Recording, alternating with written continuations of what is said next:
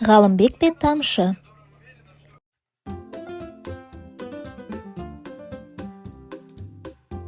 Су, күнбағыс майы, спирт бұлар не үшін тұр екен бұл жерде? Сәлем Ғалымбек, тәжірибе жасайын деп едім, маған көмектесші. Үш сұйықтыққа пенопласт салып көрейікші.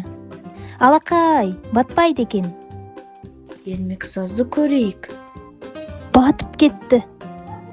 Ал фольганы шиыршықтап салсақ ше? Тамшы, қара, батады екен.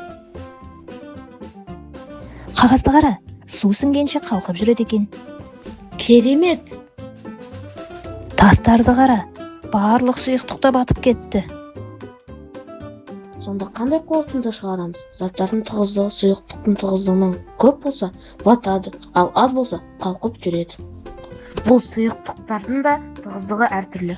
Рахмет Ғалымбек, мен балаларға білгеніммен бөлісіп келейін.